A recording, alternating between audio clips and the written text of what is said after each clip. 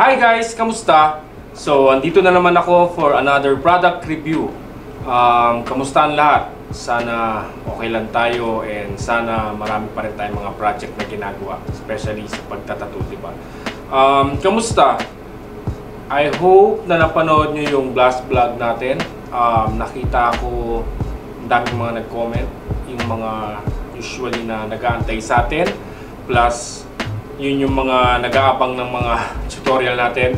But for now, meron na naman tayong another product review. Kasi alam ko, nasabi ko na to nung nakaraang vlog ko na ang daming nagpapadala sa akin ng mga produkto nila sa iba't ibang bansa and they want me to test it. So, syempre, nakakatuwa kasi palagi ko sinasabi, hindi naman lahat nabibiyayaan ng ganon. Plus, yung mga product nila kasi is expensive din and hindi mo mabibili dito. So, it's good thing rin na matest natin para syempre matry and tingnan natin kung ano yung quality nila.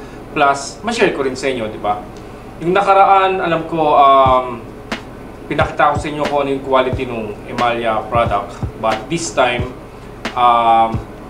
meron naman tayong panibagong product and yung product na yun is yung JC Only. So these guys, they send me another product. Ito ay isang cartridge, needle cartridge, and sabi ko nga gusto nilang i-test natin para malaman kung ano yung quality ng needles nila.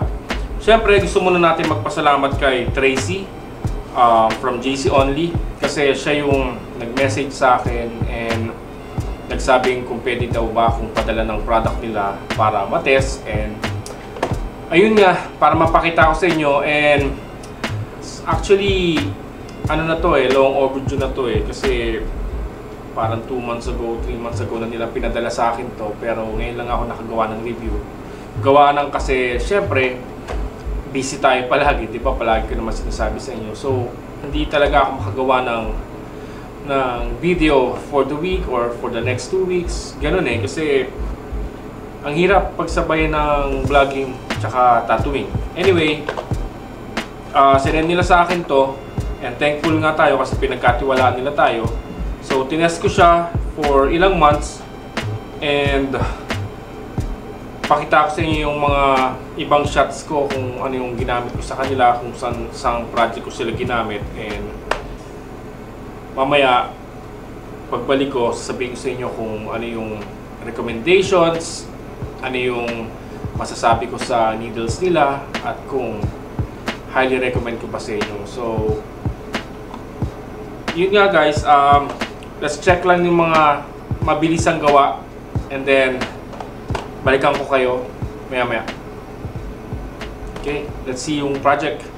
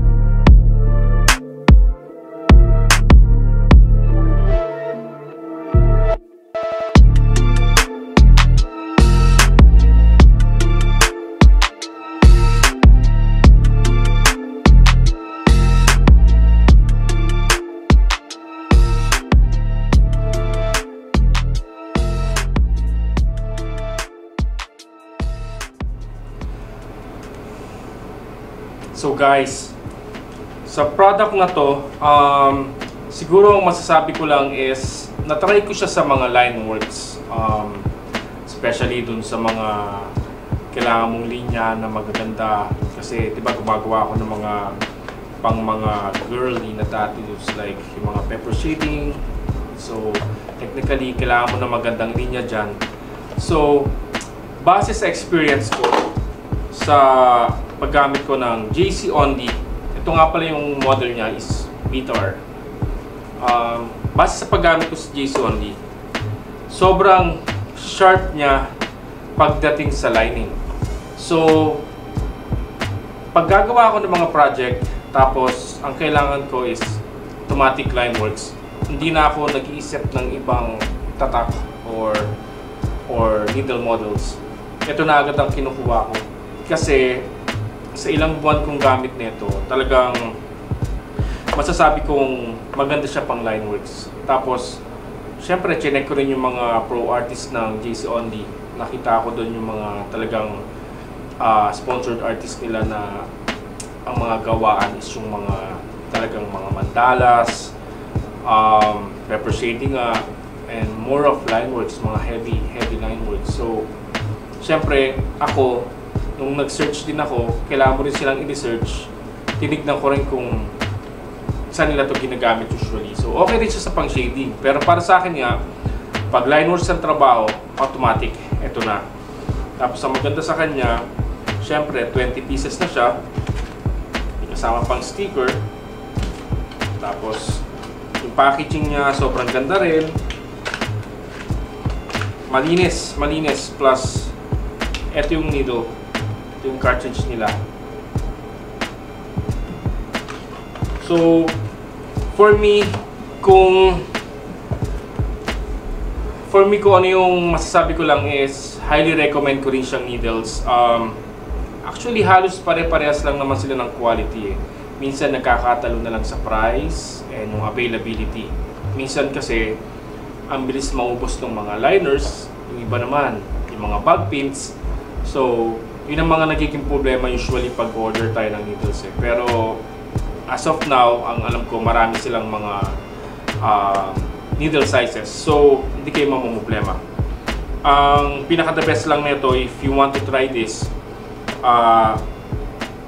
ilalagay ko na lang sa baba kung saan yung link, kung saan sila pwedeng ma-check, saan kayo pwedeng bumili, at kung saan yung mga suppliers nila, especially sa Philippines. For sure, marami kayong mabibiling ganito, and guys, you have to test it, kasi for me, na gumagawa ng mga Lineworks, gumagawa rin ako ng mga black and gray, wala rin ako masasabi sa needles na to. Hindi dahil because na binigyan nila ako ng free cartridge or whatever. Hindi, kasi kilala nyo ako. Kahit padala nila ako or i-message nila ako na gusto nila magpa-test, pag hindi ko gusto yung product, hindi ko kinukuha. Kasi, bakit? Paano ko i-recommend kung sa una pa lang alam ko na hindi maganda? Diba? So, sayang lang yung oras, sayang lang yung paggamit, and maaabala lang tayo. Plus, ayokong masira yung mga work nyo, diba? So, for me, you can check JC Only, Vitar, and then check nyo rin yung mga sponsored artists nila para malaman nyo kung ano yung mga ginagawa ng mga sikat na artists ng JC Only. And, basta i-try nyo. Hindi kayo magsisisi, guys. Wala na akong masasabi sa needles na to eh, kasi for 2 or 3 months kong ginamit, halos mauubos ko na. So, okay siya for shading, pero mas highly recommend ko siya for lining. Okay? So, for me, mas nagagandahan ako sa needles na to pagdating sa mga Lineworks. Okay? So, syempre, gusto natin mag-thank you kay Tracy ng JC Only. Tapos, binigyan niya rin ako ng shirt at kung ano-ano pa. Thank you, and sana more collab pa soon. And, syempre, dun sa mga nanonood at nag-aabang pa rin sa akin, abang-abang lang kay guys, kasi may lalabas at lalabas ako mga vlog na mga bago. Nakaraan ng mga tinatanong nila sa akin is yung mga anong mga ginagamit ko na inks ngayon, or ano yung mga ginagamit kong mga gray wash. So, abang lang kayo guys. Sa mga susunod nating vlog, gagawa na tayo ng mga new and updated gray wash na ginagamit ko, mga needles, at kung anong machine ang gamit ko ngayon. Para dun sa mga nag-aabang at nag-check palagi ng gawa ko, malalaman nyo kung ano yung mga ginagamit ko ngayon. So for now, maraming salamat sa panonood. Sana abangan nyo pa rin ako palagi kahit hindi tayo sobrang active sa pag-vlog. Pero palagi ko sinasabi sa inyo na keep on trying, di ba? Pero pag nakahanap tayo ng oras, babalikan ko kayo agad. Okay? So maraming salamat palagi sa nanonood, sa mga nagko-comment, at dun sa palaging nauunang mag-message. Nakakatuwa at nakakataba ng puso kasi kahit hindi tayo active, pag nakita nyo ako nag-post, talagang sobra yung mga messages sa akin. And sana yung mga recent na vlogs natin is nakakatulong pa rin sa inyo para naman lalo na yung mga bagong artist mas matuto pa. And mag-comment lang kayo kasi sinasagot ko naman yan, di ba? Basta pag may time tayo, sinasagot ko yan. And kung may gusto kayong mga